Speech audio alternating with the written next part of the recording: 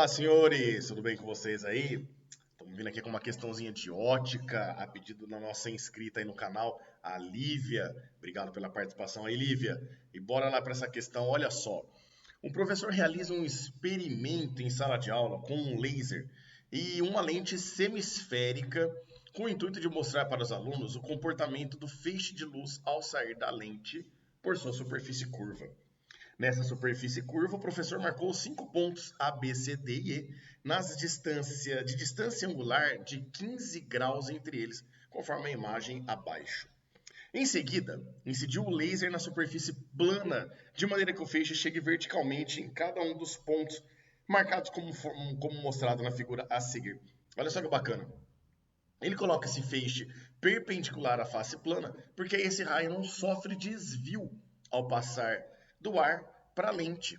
Toda vez que um raio entra perpendicular a uma superfície que separa dois meios, ele mantém a sua direção de propagação e ele não sofre desvio. Ele muda seu meio, ele altera o seu comprimento de onda, ele altera a velocidade, pois o índice de refração é diferente, mas ele não muda a sua direção e ele nunca muda a sua frequência, né? Considere que o índice de refração no material da lente é raiz de 2 e o do ar vale 1. Isso daí tem um problema importante para a gente analisar aí, que esse raio de luz, ao incidir na face perpendicular, ele não sofre desvio. E ao incidir na face curva, eu ia falar na face curva, ele pode vir a sofrer um fenômeno que nós chamamos de reflexão total. Estão lembrados?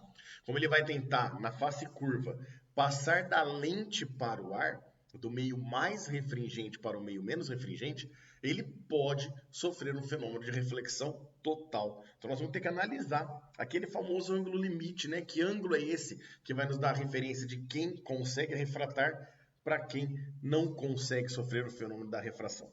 Com base nesse experimento, verifica-se que o ângulo D, e aí tem as alternativas que eu não trouxe, não coloquei agora no slide, mas daqui a pouco elas aparecem aí para nós. Então olha só, meninos. Sabendo que esse raio de luz, ou esses, né, raios, esse feixe, saiu uma linha bem quase reta aqui, né?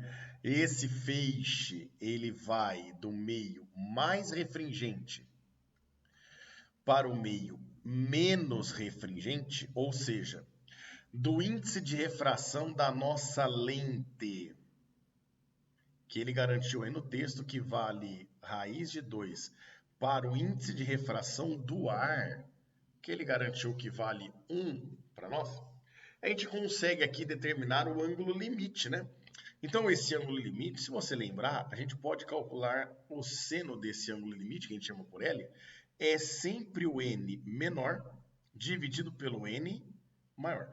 Eu acho bacana essa relação, porque você não tem como errar. Se tiver um pouquinho de conhecimento da cor do círculo trigonométrico, dos valores de seno e cosseno, você vai lembrar que o valor de seno e cosseno eles variam de menos 1 até 1. Né? Eles não podem ser menores do que menos 1, nem maiores do que 1. Se você inverter essa relação, você vai chegar no valor de seno de L maior que 1. E aí vai ficar aquela dúvida, fala, caraca, o valor do maior que 1 não é possível. Então é só inverter a relação.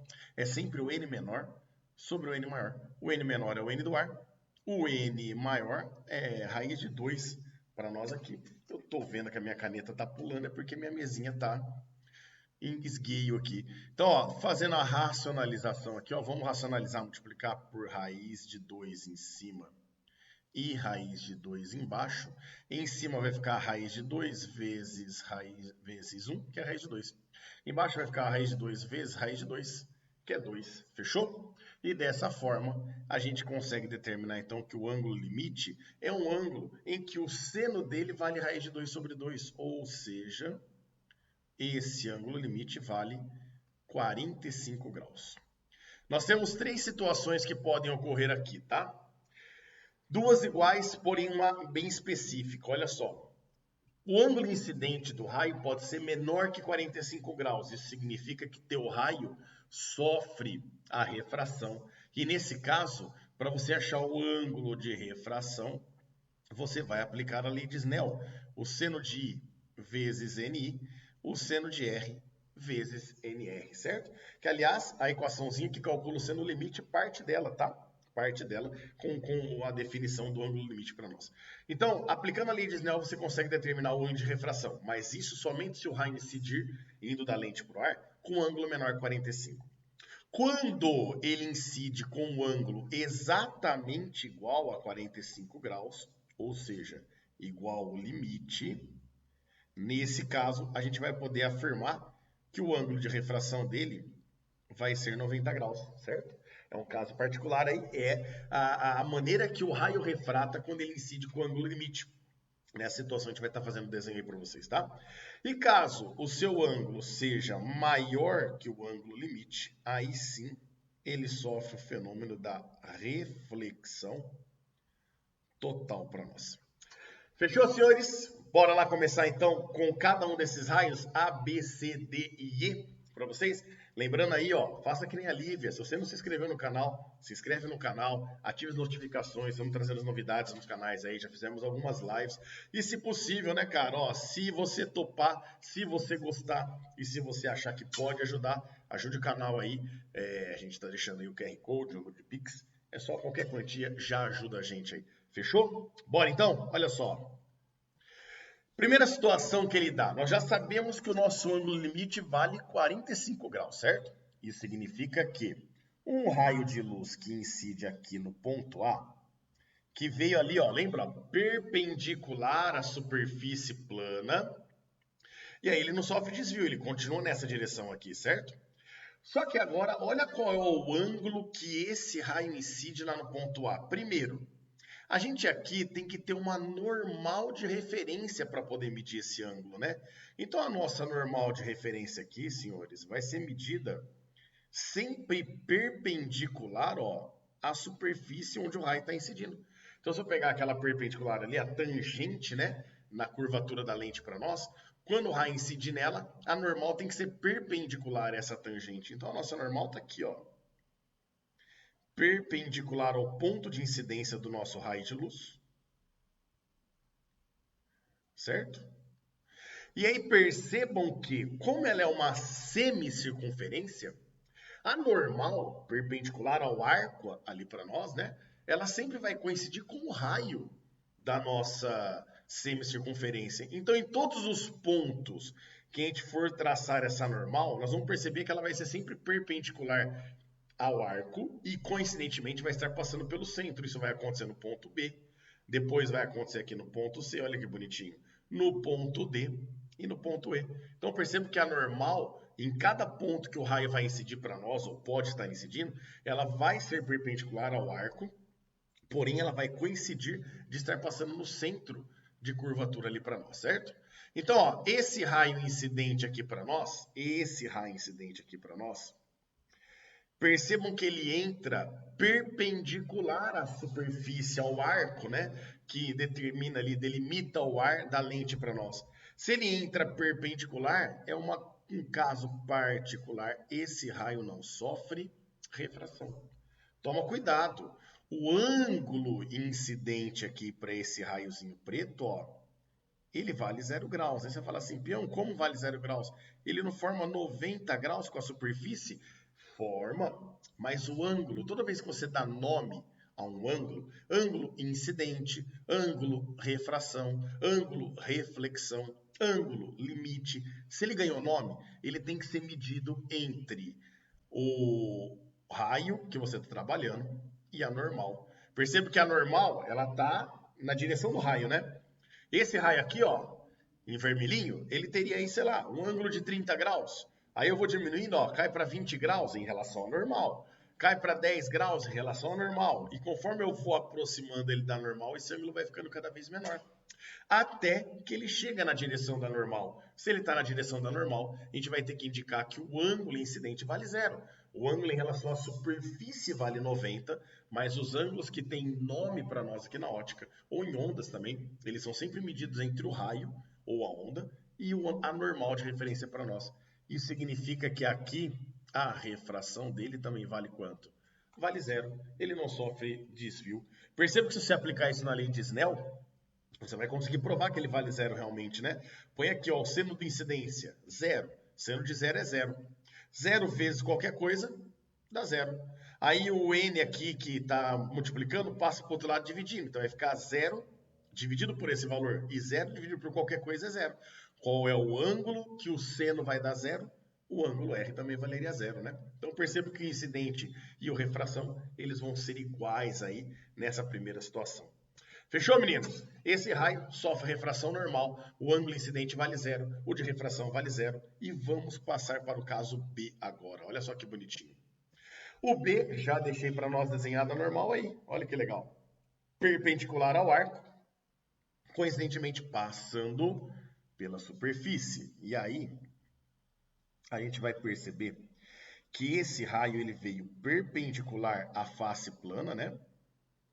E aqui ele entra, incide no ponto B em relação à direção que ele estava nessa direção aqui mais ou menos, ó.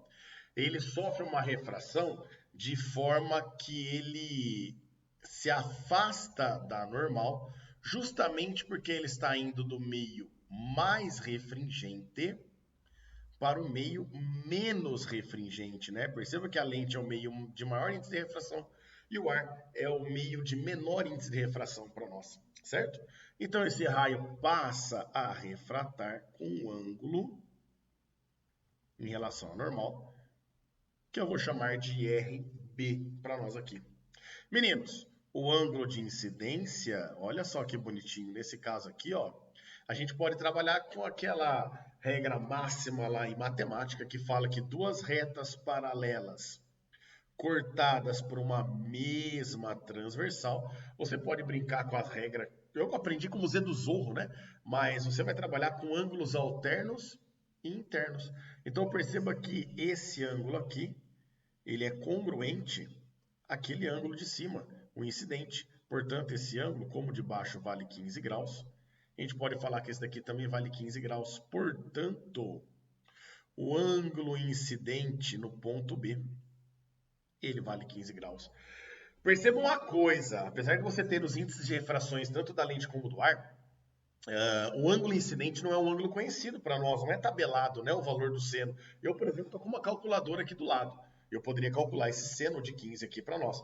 Mas o exercício não vai perguntar isso para você. Afinal, ele não te deu quanto que vale o seno de 15. Se ele quisesse que você calculasse realmente o ângulo de refração aí no ponto B, ele teria que ter dado uma tabelinha ou um dado. Ó, considere que o seno de 15 graus vale tanto.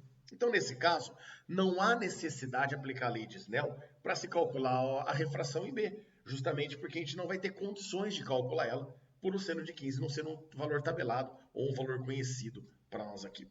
Beleza, senhores? Então, a gente percebe aí apenas que o ângulo incidente, no caso B, ele vale 15 graus para nós. Próximo caso é o caso que ele incide no ponto C. Já deixei a normal para nós aqui. Vou incidir um raio aqui no ponto C, ó. De novo, ele entrou perpendicular à face plana, portanto ele não sofre desvio, né? Lembrando que então, como o ângulo dele aqui vale 90 graus em relação à superfície, a gente vai falar que nessa face aqui o ângulo incidente valeria 0, né? Porque ele está na direção da normal. Porém, na segunda face, ele entra com um ângulo em relação à normal aqui agora, ó. Normal essa que coincide com o centro desse semicírculo, né?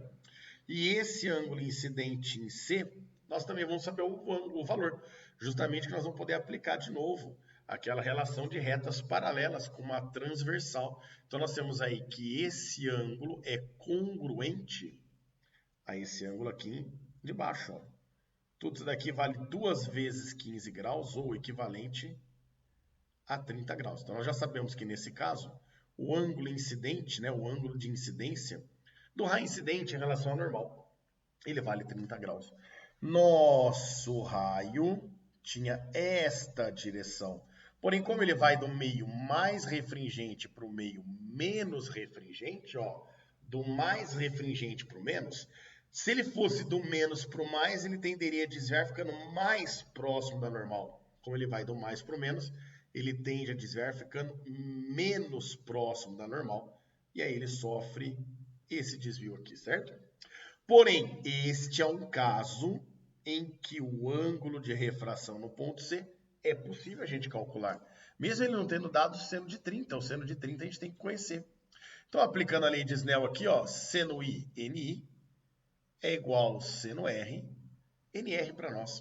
O ângulo incidente vale 30 graus, então nós vamos ficar com seno de 30, vezes o índice de refração, que é o do prisma, né, o raio incidente na segunda face, ele está incidindo vindo do prisma, né, então o índice de refração seria do prisma, é igual o seno de R, que é o que nós queremos, vezes o índice de refração do meio onde esse raio refratado está viajando, que é o NR, que vale 1.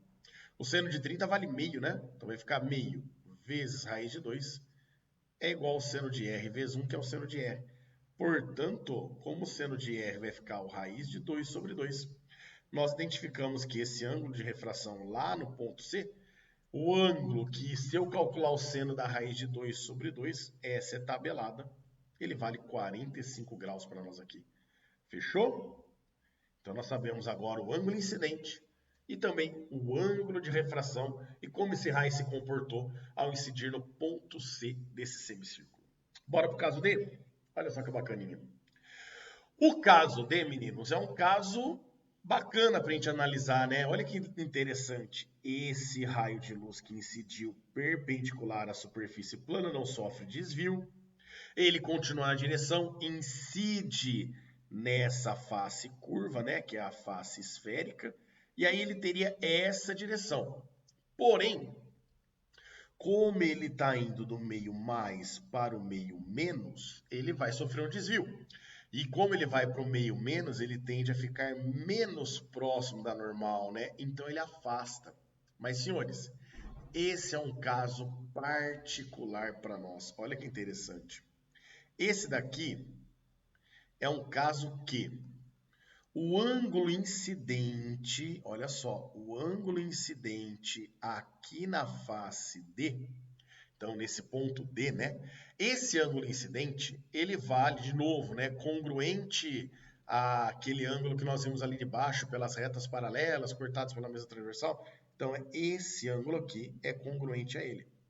E nós percebemos que esse ângulo vale 45 graus, portanto, nós podemos afirmar que o ângulo incidente no ponto D também vale 45 graus, o que nos mostra que ele é exatamente igual ao nosso ângulo limite, certo ou não?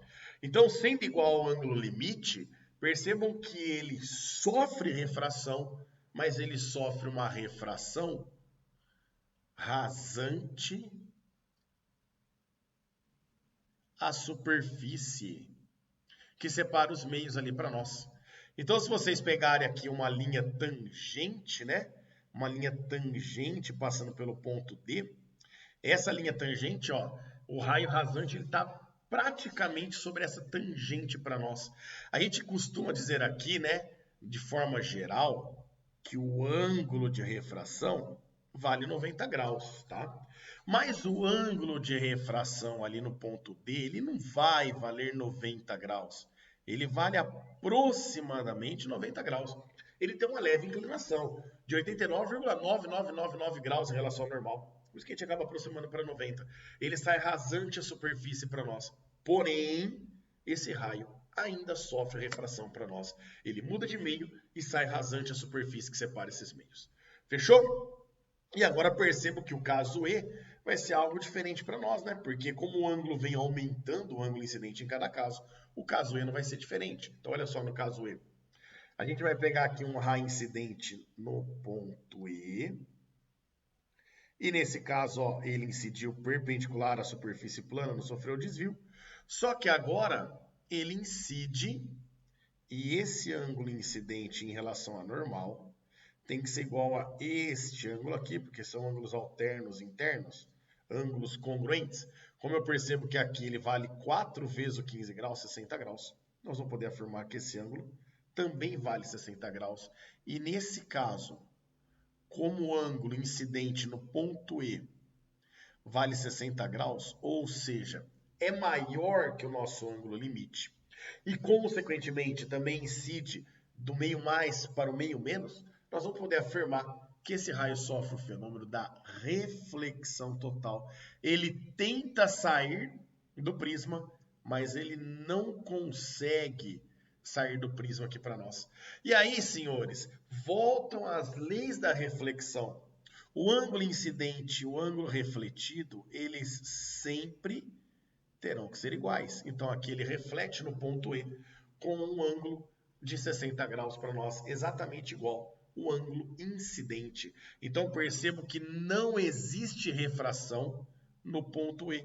Não existe a refração, pois ele sofre o que nós chamamos de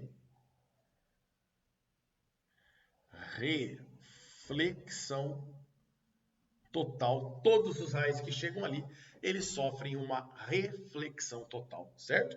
Tomar muito cuidado, tá? Tomar muito cuidado. Em todos os casos que nós estamos trabalhando, a gente precisa lembrar que para toda refração, sempre ocorre uma reflexão, tá? Então, uma parte dos raios aqui, ó, em cada caso, acaba refletindo. É que ele não vai pedir para a gente desenhar os raios, né? Mas se fosse uma prova aberta, pedindo para você desenhar os raios incidentes, né, refletido, você tem que lembrar que mesmo na refração, uma parte desses raios acaba sofrendo um fenômeno que nós chamamos de reflexão. E os ângulos incidentes refletidos sempre terão que ser iguais, inclusive no caso em que ele não sofre desvio, tá? Uma parte desses raios bate e sofre reflexão sobre a direção do próprio raio incidente para nós aqui. Então aqui, meninos, toma cuidado que esses ângulos incidentes e refletidos seriam iguais. Aqui no caso do B seria o de 15 graus, aqui no caso C esse ângulo valeria 30 graus, aqui no caso D esse ângulo valeria 45 graus, e no caso perdão, que sofre reflexão total, nós temos o caso de 60 graus. Fechou? Então, finalizando aqui, ó, eu trouxe para vocês todos os casos que nós tínhamos aí, o A, B, C, D e E. Peão, eu achei que essa lente fosse uma lente convergente. Os raios que refrataram deveriam todos convergir para o mesmo ponto, ponto esse que seria o foco dessa lente convergente? Bora lá então, meninos. O comportamento dessa lente realmente é uma lente convergente, porém, a curvatura dela, né, a espessura dessa lente, ela faz com que ela não seja uma lente delgada para nós. Uma lente que respeita as condições de Gauss, uma lente que vai respeitar aquelas condições que nós aprendemos em lentes esféricas, que são semelhantes a de espelhos esféricos, né? Então aqui, como os ângulos de abertura delas são maiores do que 10 graus, aí elas já não respeitam mais esse caso. E aí, conforme esses raios vão aumentando no incidente, a distância focal deles vai ficando cada vez menor, mesmo sendo a mesma lente no mesmo meio para nós. Por isso que esses raios eles vão refratando em posições diferentes. Quanto mais próximo, né? Quanto menor o ângulo incidente, mais distante, maior a distância focal dele. Perceba que o azul já recuou um pouquinho, o verde recua mais, para que o amarelo possa recuar tudo e sofrer a reflexão total para nós ali, certo? Mas o desenho seria mais ou menos esse. E agora, analisando as alternativas, olha só que bacana. No item a incidência no ponto A em relação à normal é de 90 graus. Presta atenção. A incidência no ponto A em relação à superfície vale 90 graus. Não em relação ao normal. Em relação ao normal, esse ângulo seria 0 graus. Portanto, o item A está falso. No B, a refração no ponto B é de 75 graus. Lá no ponto B, senhores, a refração no ponto B é de 75 graus. A gente não tem condições de calcular esse ângulo, né? A gente não teria como falar que a refração no ponto B vale 75 graus. Então, a gente não tem como afirmar que isso daqui é verdadeiro, certo? No item C, a incidência, no ponto C, em relação à normal, é de 30 graus. Olha só, a incidência em relação à normal aqui no ponto C é de 30 graus. Essa alternativa, ela está correta para nós. E a gente aqui conseguiu descobrir quanto foi o ângulo de refração, estão lembrados? Esse ângulo de refração para nós aqui, ó, ele deu 45 graus. O que nos mostra, então, que o ângulo de refração no item B não tem como ser 75 graus. Percebam que no ponto C, o raio azul, né, ele desvia mais da normal, e a sua normal também está mais aberta para a direita. Então, esse ângulo de refração do ponto C, ele com certeza é maior do que o ângulo de refração no ponto B, o que confirma para nós que, mesmo não sabendo calcular, não tendo condições de calcular aquele ângulo, ele não poderia ser maior que 45 graus, teria que ser menor que 45, certo? O item D de dado. A refração no ponto D é de 0 graus. Agora é ao contrário, né? O ângulo da refração aqui em relação ao normal vale 90. Então, a refração no ponto D é 0 graus? Não. A refração seria 90 graus, ou muito próximo, né? Uma resposta mais correta aí seria muito próximo de 90 graus. Por isso que o D também está falso. E o item E, a incidência no ponto E em relação à normal é de 90 graus. A incidência no ponto E, nós vimos aqui que ela vale 60 graus, né? Que é a soma de todos esses ângulos aqui, e não 90 graus. Por isso que está errado a nossa alternativa E. Ficando correta aí a alternativa C. Fechou, senhores? Grande abraço a todos. E não se esquece, se inscreve no canal aí, ativa as notificações. Tem muita coisa bacana chegando para vocês aí. Grande abraço a todos e até a próxima.